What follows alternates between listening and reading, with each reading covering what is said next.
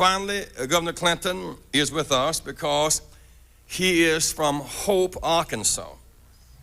Anyone from Hope, Arkansas certainly wants to keep hope alive. I bring to you the next Democratic nominee for the President of the United States of America, Governor Bill Clinton from Arkansas. Hope, Arkansas.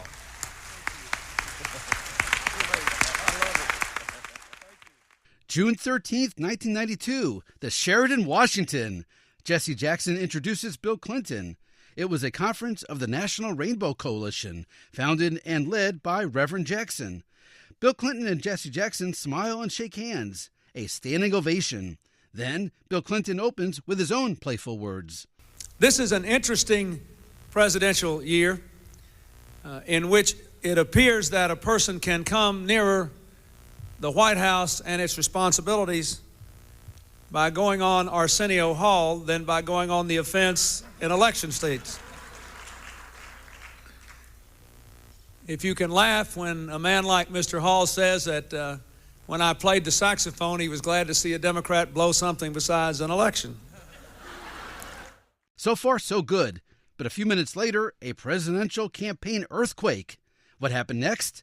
How did it impact the 1992 presidential campaign? And who is Sister Souljah? And what does she have to do with Jesse Jackson and Bill Clinton?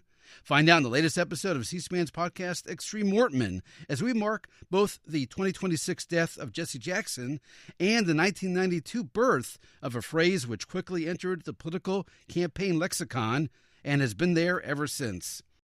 Continuing now with Bill Clinton's remarks at Jesse Jackson's June 1992 conference, remarks now legendary in presidential campaign history. You had a rap singer here last night named Sister Souljah. I defend her right to express herself through music. But her comments before and after Los Angeles were filled with the kind of hatred that you do not honor today and tonight. Just listen to this, what she said. She told the Washington Post about a month ago, and I quote, "If black people kill black people every day, why not have a week and kill white people? So you're a gang member and you normally kill somebody? Why not kill a white person?" Last year she said, "You can't call me or any black person anywhere in the world a racist. We don't have the power to do to white people what white people have done to us. And even if we did, we don't have that low-down, dirty nature. If there are any good white people, I haven't met them. Where are they? Right here in this room. That's where they are." I know she is a young person, but she has a big influence on a lot of people. And when people say that, if you took the words white and black and you reversed them, you might think David Duke was giving that speech. Let me tell you, we all make mistakes, and sometimes we're not as sensitive as we ought to be. And we have an obligation, all of us, to call attention to prejudice wherever we see it. A few months ago, I made a mistake. I joined a friend of mine and I played golf at a country club that didn't have any African-American members. I was criticized for doing it. You know what? I was rightly criticized for doing it. I made a mistake. And I said I would never do that again. And I think all of us have got to be sensitive to that. We can't get anywhere in this country pointing the finger at one another across racial lines. If we do that, we're dead, and they will beat us.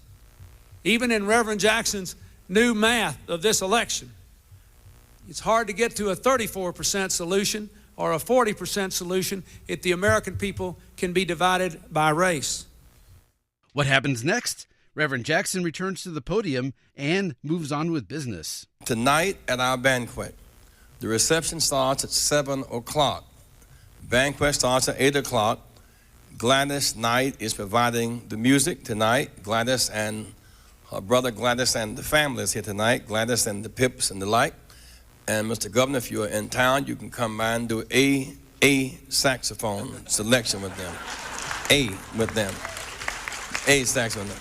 I mean, don't want to overburden you. Just a selection tonight. Gladys Knight wasn't the only thing that happened next. Neither were the Pips. Something bigger had been created. Controversy. Huge controversy. It was the first ever Sister Souljah moment. Here's C-SPAN's call-in program. The guest, Andrew Glass of Cox Newspapers. Another presidential candidate is page 2 of USA Today on this Monday. Rapper gets rap, says she's misquoted. Critics call Clinton out of tune. Clinton remark risks standing with Jackson. We're talking about Sister Souljah. That's not her name that she was christened with. But this controversy came in over the weekend, result of a speech before the Rainbow Coalition. First smart thing the governor did in quite a while, distancing himself from Jesse Jackson will probably help himself in the same sense that President Kennedy, then a candidate, helped himself by talking to the Baptist ministers about what he believed. Anyone who goes before a national audience, because you do not speak just to the audience that's directly in front of you, and says, change the word white and black, and you hear David Duke, that has a resonance. And it shows that he is doing what he needs to do, and that is not surrendering the center to either President Bush or Mr. Perot. Otherwise, he's not competitive. Over the following days, the three key players in this campaign brouhaha, Jesse Jackson, Bill Clinton, Sister Souljah, all had things to say about what just happened. First, let's go 3 days after Bill Clinton's initial remarks, a June 16, 1992 press conference in New York City. Appearing at the podium with rapper Doug E. Fresh, here's Sister Souljah. I am certain that Bill Clinton was unfamiliar with me, my development and work, musical and otherwise. He chose to comment without any investigation whatsoever based on an interview in an ultra-conservative newspaper, The Washington Post, where the reporter came with a preconceived, premeditated angle. And the Post is about as familiar with the experiences of Africans in America, inner city urban youth, and hip-hop as Bill Clinton is. I, however, did not fail to do my research, and my research reveals the following indictment of Bill Clinton's integrity. Number one, Bill Clinton is a draft dodger who writes in a letter, "Thank you for saving me from the draft," and then asserts regularly on a normal basis, "As president, I pledge to maintain military forces strong enough to deter and, when necessary, to defeat any threat to our essential interests. There are certain circumstances in which the president should consider ordering the use of force, when our vital interests or clear commitments are at stake, when we have clear, achievable objectives, and when there is strong support and solemn commitment." So here is a man who feels that it's all right to send your son to fight in the war, but would not fight in the war himself for the principles that he says he believes in.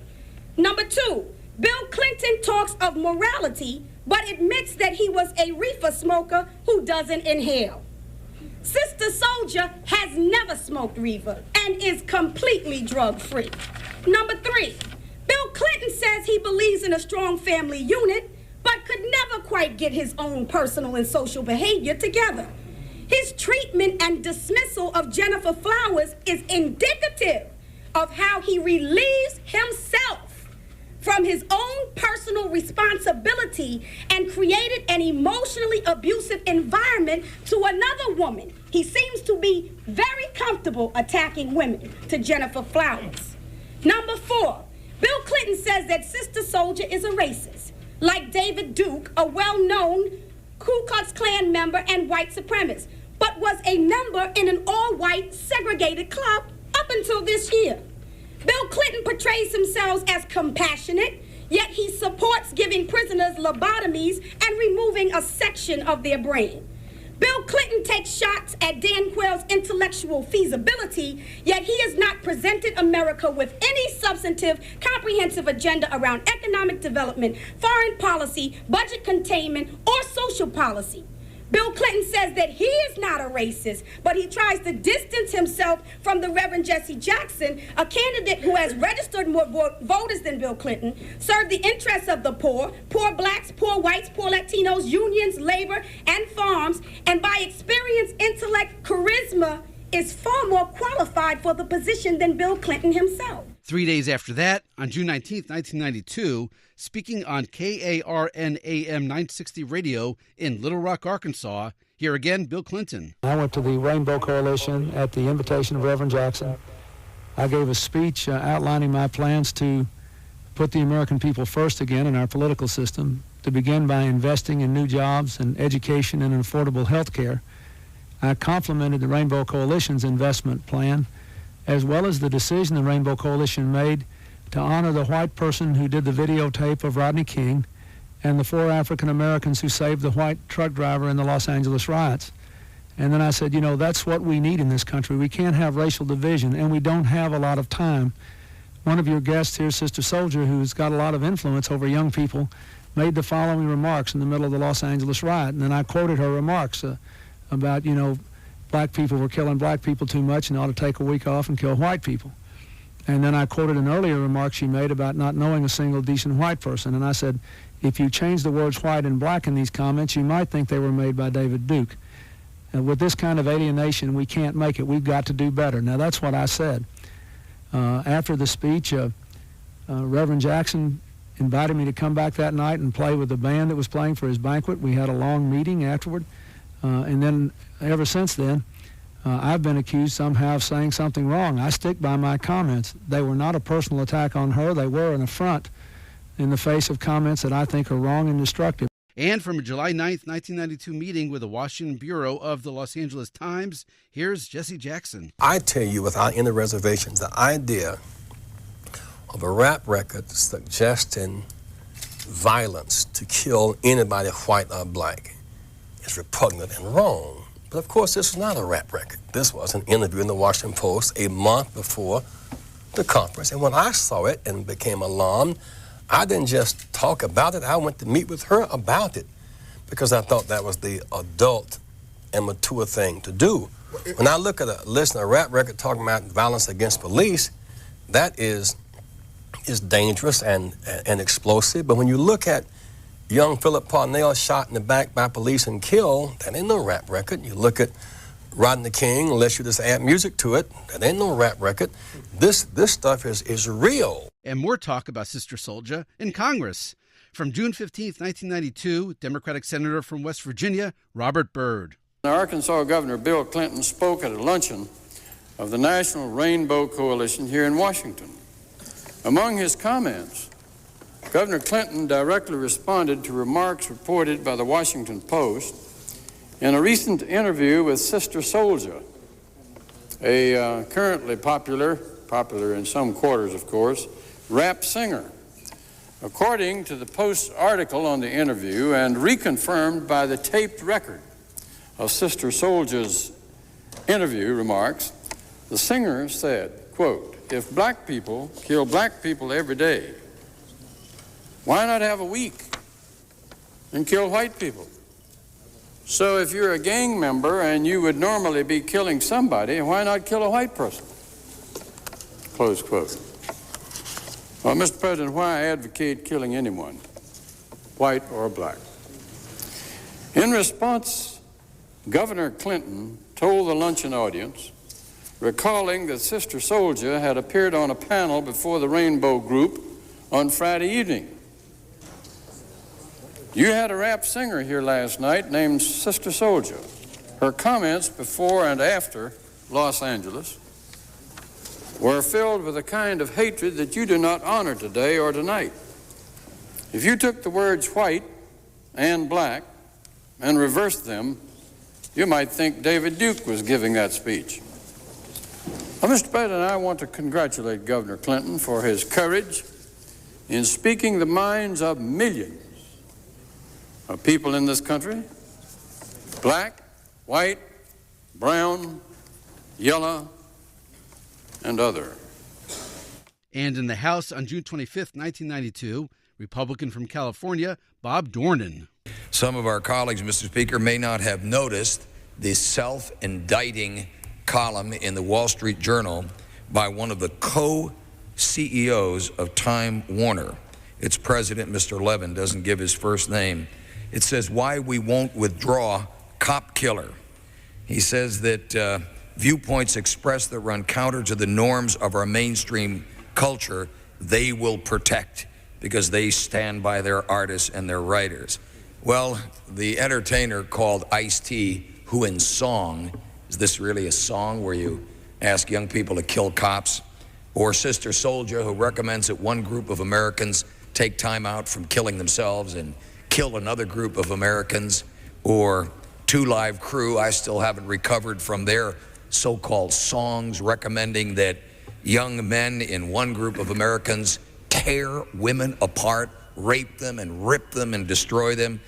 This cultural war that the Vice President has decided to take on is going to be with us, not just for this election, Mr. Speaker, but probably for the rest of our lives. We are rotting from within, this in the glorious decade when we whipped communism. What an amazing time we live in. And even 4 years later, on June 20th, 1996, during a House hearing on church bombings, Sister Souljah was mentioned by the son of the Reverend Jesse Jackson, Congressman Jesse Jackson. In 1976, even Jimmy Carter, a Democrat, gave a speech in Indiana talking about ethnic purity. In 1980 and 84, Ronald Reagan talked about welfare queens, and in 1988, it was George Bush who used Willie Horton. Even our current president in 1992 used Sister Souljah in his bid to become president of the United States. How does the story end? Well, within 1 month after Sister Souljah made her mark on the presidential campaign and Bill Clinton used Jesse Jackson as a political foil, Jackson endorsed Clinton. On July 14, 1992, at the Democratic Convention, Jesse Jackson spoke for Bill Clinton with a callback to that Hope, Arkansas wordplay he used at the Rainbow Coalition Conference 1 month earlier. You have survived.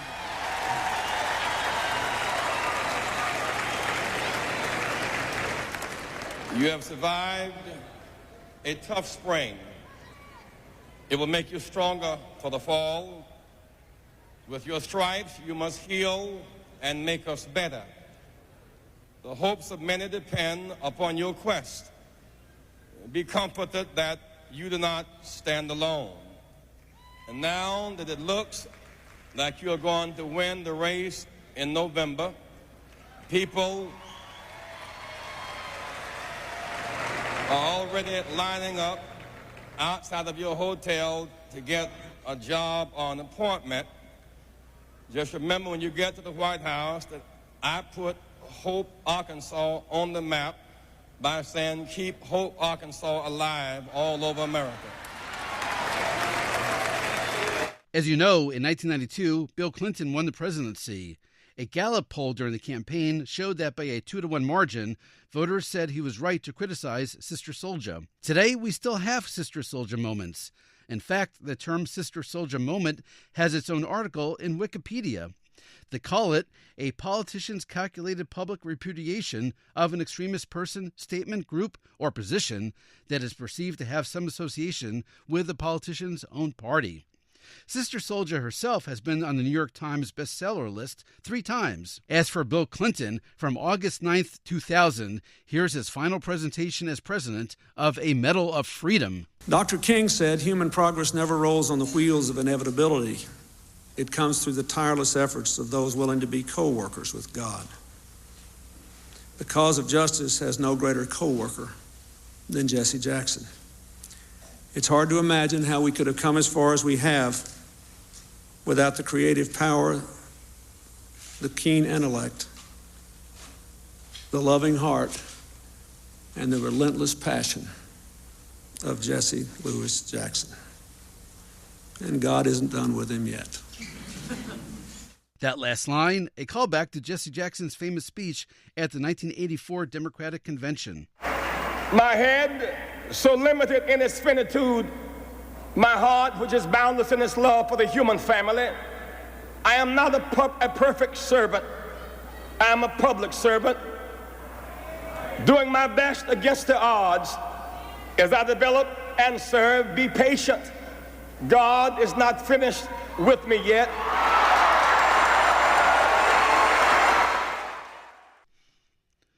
And now, a bonus clip. Bill Clinton wasn't the only future president Jesse Jackson introduced at a meeting in the 1990s.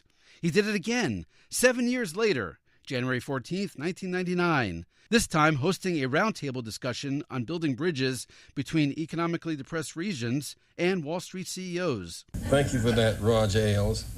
I now want to bring forth friend who has, he is deceptive in that his social style is of such.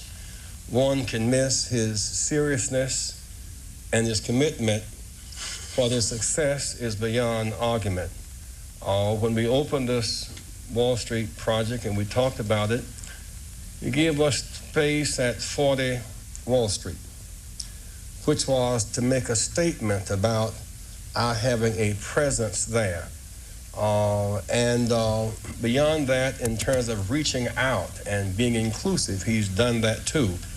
And created for many people a comfort zone. When I ran for the presidency in 84 and 88, and many others thought it was either laughable or something to avoid, he came to our business meeting here in New York because he has this sense of the curious and a will to risk to make things better. And so aside from all of his style and his pizzazz, he's a serious person who's an effective builder of building with a builder of people. Last year, he was a part of our workshop, of our panel workshop on what are the challenges and opportunities. And so a year later, Donald Trump, for a few minutes, challenges and opportunities to embrace the underserved communities. Donald Trump. That's it for this episode of Extreme Mortman. A reminder to use the C-SPAN video library to remember Jesse Jackson and his enormous influence on American politics and presidential campaigns over the decades. There's even a special gallery page with all his historic speeches. And you can even search Sister Souljah to see the impact she had and continues to have on political rhetoric and campaign tactics. For now, thanks for listening and happy searching. I am an African woman. That means that within my